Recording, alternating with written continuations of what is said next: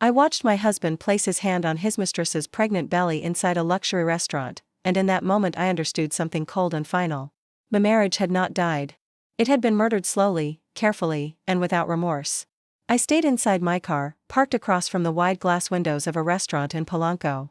A thin rain fell over Mexico City, but inside, everything looked warm, golden, and perfect. Gabriel was laughing the way he had not laughed with me in months. Across from him sat Dr. Camila Monroy, a young gynecologist from the same hospital where we both worked. She wore a dark green dress, and one hand rested on her stomach. It was small, round, and impossible to misunderstand. Gabriel leaned toward her, not with guilt. Not with fear. With tenderness. Then he placed his hand over hers, on that pregnancy that was not mine. Something locked shut in my throat. I could have walked in. I could have screamed at him in front of waiters, businessmen, doctors, and women holding glasses of expensive wine. I could have picked up Camila's glass and thrown it in her face. But I did not. I am a cardiothoracic surgeon. I learned not to shake, even with an open heart in front of me. That night, the open heart was mine. I took one photo from the car. Then another. Then I called a taxi. I was not going to confront him yet. Gabriel expected tears. I was going to give him evidence.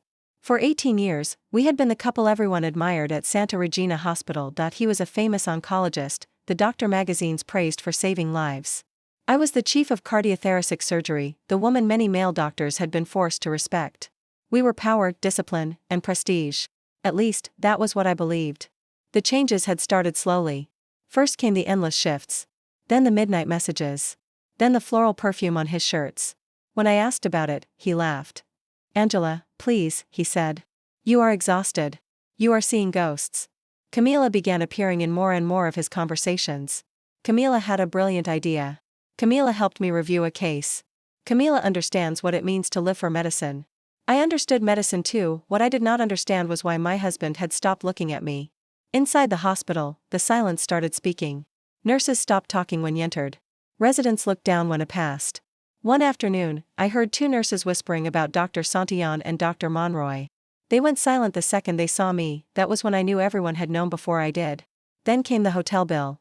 A suite in Reforma, charged to the credit card Gabriel and I shared, on the exact night he swore he was with a critical patient.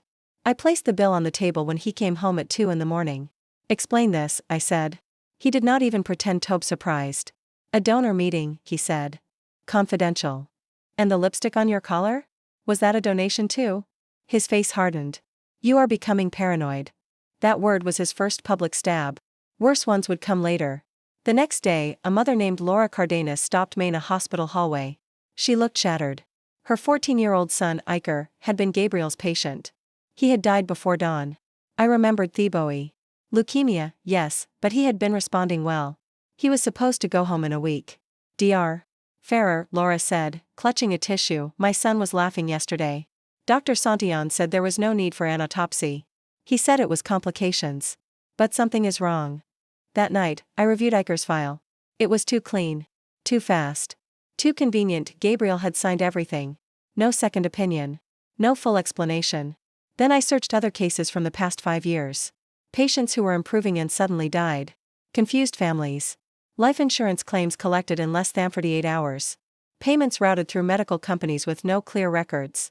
The affair was no longer the worst thing I had discovered. My husband had not only betrayed me. Gabriel Santillán was turning patients into money. For weeks, I pretended I knew nothing. In the hallways, I smiled. At home, I poured coffee. In medical meetings, I listened to Gabriel speak about ethics while I pictured his hand signing death certificates. It disgusted me, but disgust was not enough. I needed proof he could not bury. I found Laura Cardenas and asked her to request the insurance breakdown for Iker's case. At first, she refused. "I cannot fight a hospital, doctor," she said. "I have no money." "You will not fight alone," I told her. 2 days later, she called me in tears. The insurance payout had not gone to her. It had been collected by a foundation connected to Gabriel. That was the first thread. I pulled it, and the mask began to fall. I gathered financial statements, copied medical files, altered prescriptions, and names of other patients. A widow gave me letters. A father gave me recordings of Gabriel convincing him not to request an autopsy. Every family was awound. Every one of Gabriel's signatures was a stain. I went to the Special Prosecutor's Office for Medical Crimes. Agent Ramiro Leal received me with tired eyes and cold coffee. "Dr. Ferrer, he said, we have heard rumors about Santillon for years. But rumors do not put anyone in prison. I placed the folders on his desk. Then use this. Ramiro read in silence. When he finished, he looked at me with a seriousness that chilled me. If he finds out you are behind this, he may try to destroy you before he falls. He already destroyed my marriage, I said. I will not let him destroy the truth. Gabriel began to suspect. One morning, the drawers in my office were open. Files disappeared. A bouquet of white lilies arrived in my break room without a card. He hated lilies. He knew that. It was not a gift. It was a threat wrapped in flowers. One afternoon, I confronted him at home with an incomplete folder, just enough to provoke him. How many patients were there, Gabriel? He laughed. You are sick with jealousy. Iker Cardenas did not die because of jealousy. His smile vanished. He took one step toward me.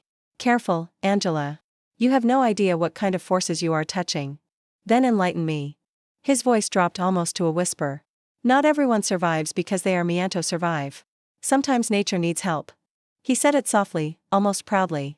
What he did not know was that my phone was recording from inside the flower vase. The next day, Ramiro listened to the audio 3 times. This opens a door, he said.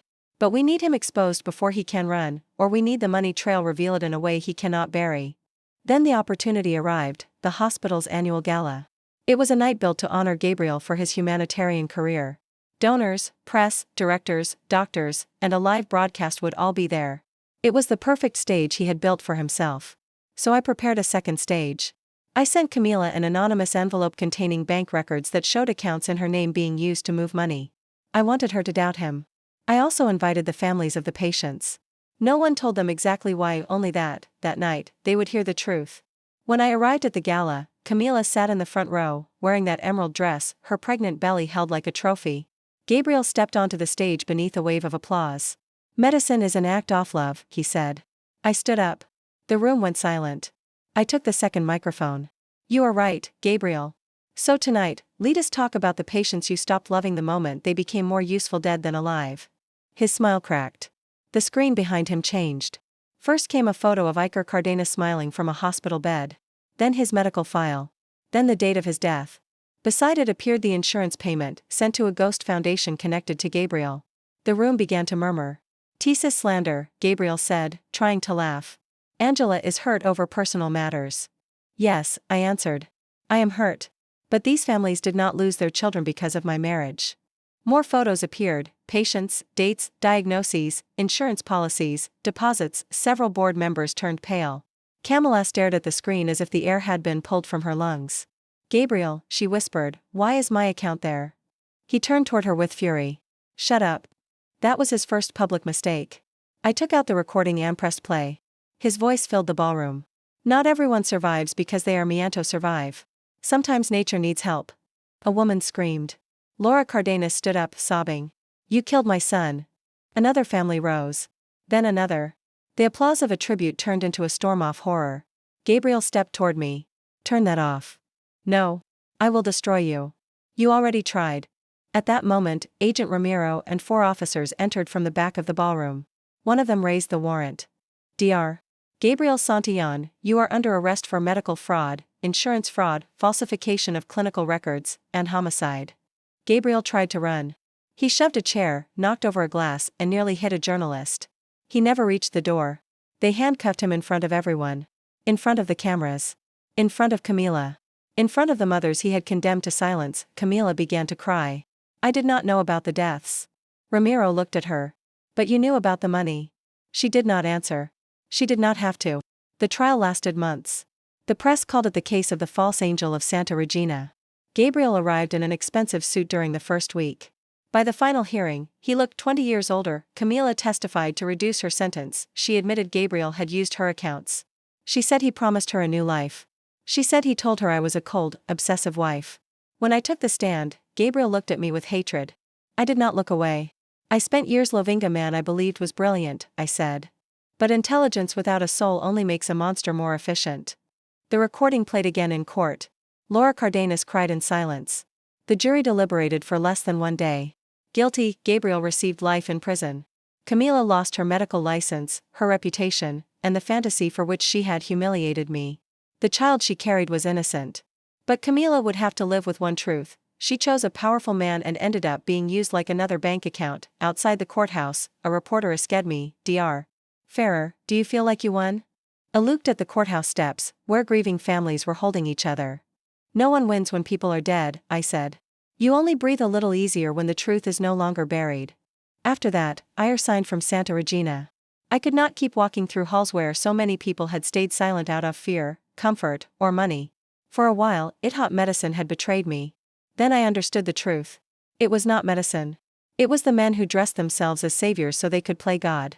Months later, I opened a small clinic in Veracruz, near the sea. I treat children from families who cannot afford specialists. There are no galas, no magazine covers, and no speeches about greatness. There are mothers who arrive terrified and leave with answers. There are fathers who cry when I tell them I will not charge them for a consultation they cannot afford. One afternoon, I received a letter from Laura. It said, my Iker did not come back, but his name saved others. Thank you for refusing to stay silent. I keep that letter in my desk, next to my stethoscope. Sometimes I dream of the restaurant in Polanco. I see Gabriel touching Camila's belly, and I feel that blow in my chest all over again. But I do not wake up broken anymore.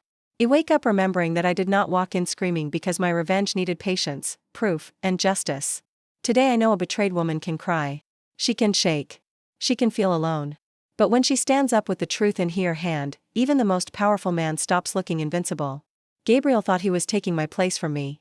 What he really did was give me back my voice.